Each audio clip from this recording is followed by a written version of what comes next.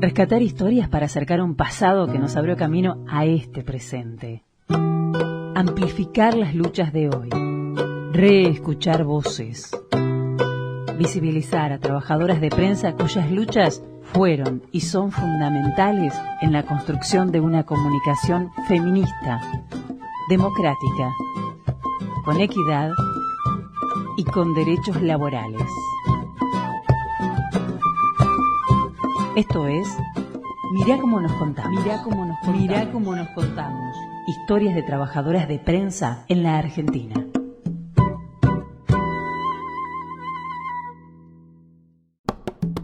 Nos libraremos de la injusticia de los demás hombres solamente cuando no existamos entre ellos.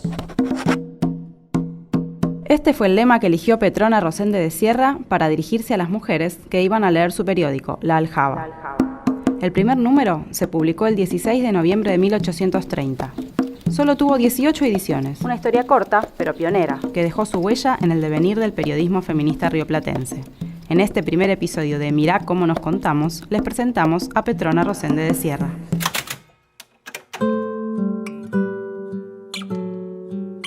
Petrona Rosende nació en Montevideo en 1787. A los 25 años se casó con José Agustín de Sierra, comprometido primero con la Revolución Antiespañola y más tarde con la Cruzada Libertadora en Uruguay. Tuvieron 3 hijos y una hija. Durante la dominación luso-brasileña de la provincia oriental, la pareja se exilió en Buenos Aires y se vinculó con el círculo del gobernador Juan Manuel de Rosas, a través de doña Manuelita Rosas. Ese nexo fue clave para que Petrona pudiera publicar La Aljaba. Fue el primer periódico argentino creado y dirigido por una mujer, entre noviembre de 1830 y enero de 1831, durante el primer gobierno de Rosas. Petrona Rosende es considerada la primera mujer del periodismo rioplatense. Pese a su importancia, nunca se halló un retrato suyo. Solo la podemos conocer a través de su palabra. Las damas a quienes La Aljaba va a consagrar sus desvelos son dignas de los anhelos de una lira más pulsada. Más, en su bondad confiando, espera ser escuchada. No aplaudida, porque en ello no está su ambición fijada. Ahora aspira a ser leída y en otro tiempo apreciada. Lourdes Peruchena es licenciada en Historia con especialización en Historia Europea Moderna, magíster en Historia del Uruguay y doctora en Historia por la Facultad de Humanidades y Ciencias de la Educación de la Universidad de Uruguay. Docente e investigadora, es una de las académicas que más trabajó sobre la figura de Petrona Rosende, primero a través de sus poemas, después desde su producción periodística. En el contexto sociopolítico en el que Petrona Rosende ejerce el periodismo, era ya una rareza la existencia de testimonios directos de la mayoría de las mujeres que habitaban la región platense por entonces, ¿no? Ya fueran realistas o revolucionarias, criollas o europeas, blancas, indias, afrodescendientes. O no quedaron registrados sus testimonios, o llegaron muy fragmentados, o fueron mediatizados por otras voces y o actantes, al menos en lo que tenía que ver con las cuestiones de orden político, ¿no? No obstante, y afortunadamente, el Río de la Plata temprano independiente cuenta con una voz y una pluma como la de Petrona Rosende, cuya producción periodística y poética configura un testimonio muy valioso, de primera mano, pionero y revulsivo en su contexto. El periodismo constituía un ámbito que junto al de la política formal estaba prácticamente vedado a las mujeres, y ella lo practicó además apostando declaradamente a formar opinión pública, a incidir en el mundo de lo público, especialmente en lo que hacía a sus congéneres. La Aljaba, dedicado al bello sexo argentino. Le está escribiendo, en principio, al bello sexo argentino, es decir, a las mujeres argentinas, pero por la vía de estas mujeres, que serían, digamos, lo que explícitamente sería su público, la idea es llegar a toda la sociedad, a los esposos, a los padres, a los hermanos de esas mujeres, sobre todo cuando está reclamando, como lo hace insistentemente, cuando está reclamando por la paz, por la pacificación, por el fin de la guerra entre hermanos, como ella plantea. ¡Ah! ¡Qué monumento levantaría yo a mi aljaba! Si lograse que sus flechas empapadas en el melifluo licor de la verdad se introdujesen dulce y suavemente en los corazones del sexo argentino. Y que, aunque fuera el momento de exhalar el último soplo de mi vida, oyera que los pueblos del majestuoso Plata eran un objeto de estímulo y admiración para otros pueblos, no solo porque en ellos se respiraba el aire puro y consolador de la libertad más bien cimentada, sino también por el rango elevado que ocupa el bello sexo en virtud, moral, religión, instrucción.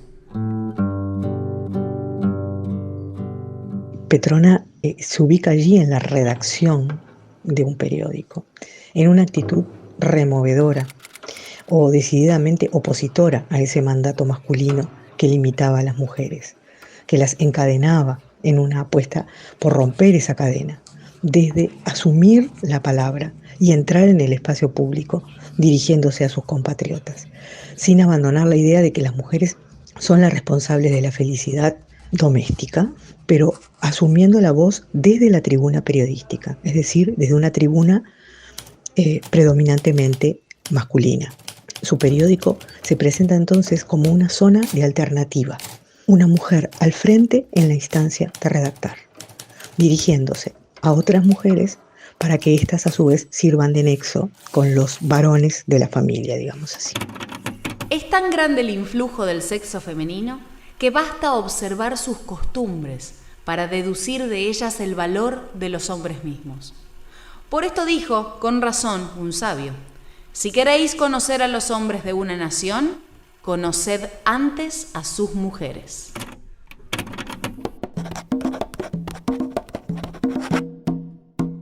En lo que tiene que ver con su producción poética, el grueso de ella se encuentra en el segundo tomo del Parnaso Oriental, o Guirnalda Poética de la República Uruguaya, publicado en Montevideo entre 1835 y 1837 por Luciano Lira. Su presencia es la única de una mujer en esa compilación poética. Una cotorra en su jaula recitaba el Evangelio, y unos patos que la oían estirando los pescuezos le dijeron muy furiosos: «Calla, cotorra, al momento. ¿Tú no ves que eres mujer y nadie te ha de creer eso? Habla solo de las cosas que son propias de tu sexo». La pícara, a carcajadas, manifestó su desprecio, y habiéndolos bien pifiado, les dijo en tono más serio: «Esos nadie, serán hombres. Yo ya lo doy por supuesto. Pues vosotros, patos torpes, decir a esos caballeros que lo que yo hago cotorra, lo hagan como hombres ellos. Que tengan vergüenza y callen, pues este pico parlero les ha dicho 1000 verdades que oscurecer no pudieron. Que crean o que no crean, a mí no me da un bledo. Cuando metida en mi jaula, como y digo lo que quiero». Del análisis de las producciones de Rosende se desprende su propósito de instalar a las mujeres en el espacio público, lo que de por sí ya es significativo, ¿no?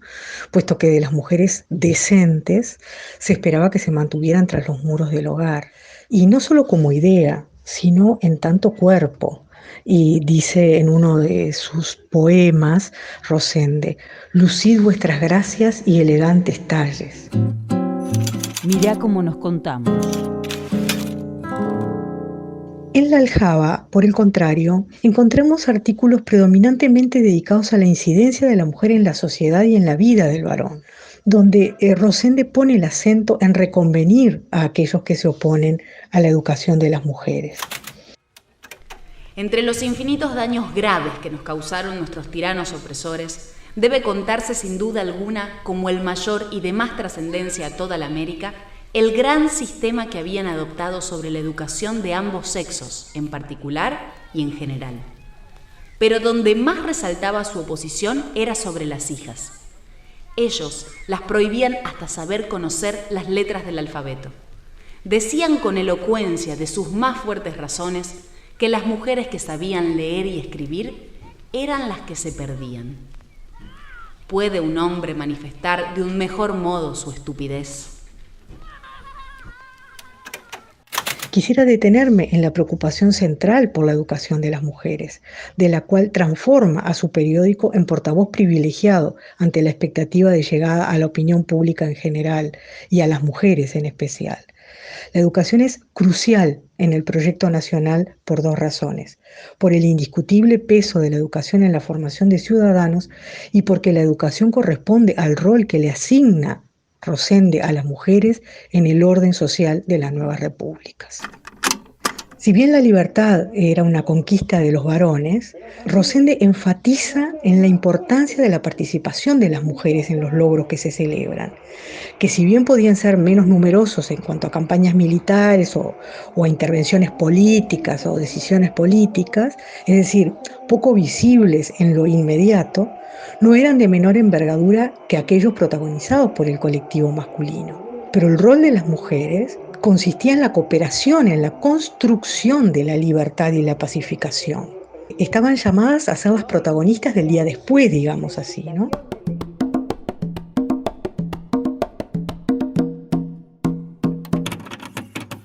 Las historias antiguas y modernas están llenas de ejemplos en los que se prueba hasta la evidencia, la clase de influencia que pueden ejercer las virtudes de las mujeres, o sus vicios en la suerte de los estados. Por las virtudes, penetración y agudeza de muchas, se han liberado naciones enteras de la tiranía de los déspotas que las oprimían. Como ella apunta una y otra vez insistentemente en sus artículos periodísticos, las mujeres tienen una función axial en la familia, aunque para cumplirla adecuadamente deben educarse primero.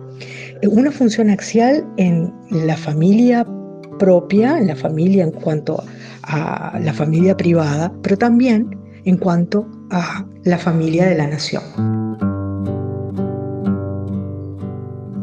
Mientras los cantos de los varones convocaban a las mujeres a vincularse con la patria, tejiendo coronas de laureles para los guerreros, como encontramos en tantas poesías del Parnaso oriental, Rosende, en su producción periodística, las convoca en clave republicana. Desde su tribuna periodística apuesta a la toma de conciencia de las mujeres para accionar en el orden público, tanto como en el doméstico. Teniendo la desgracia de muchas mujeres por origen la falta de conocimientos útiles que dependen de la educación y no estando las mismas en edad de recibirlos, no será este un obstáculo invencible para aquellas que tengan la fortuna de hallarse dispuestas a labrar su suerte, huyendo con cuidado de los escollos en que ven se han estrellado aquellas. No reclamaba que las mujeres ocuparan cargos de dirigencia política o que votaran, por supuesto que no, mucho menos, pero pretendía que accionaran en pro de la felicidad general desde las áreas que consideraba de incidencia privilegiada de las mujeres, como la socialización de los niños y las niñas. Propone un modelo de mujer formada e informada en la perspectiva de un paralelo corrimiento del modelo propuesto desde el discurso masculino. Esto es lo que hace que Rosende sea una figura protagónica y, ¿por qué no?, una feminista.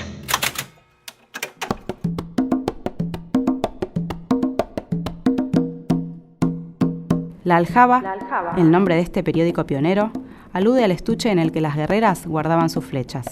De 4 páginas, se publicaba los martes y jueves y funcionaba por suscripción para garantizar el dinero para editarse en la imprenta del Estado. El proyecto de Petrona Rosende sobrevivió al paso del tiempo y los textos que esta pionera puso en circulación aún están ahí, disponibles para ser leídos.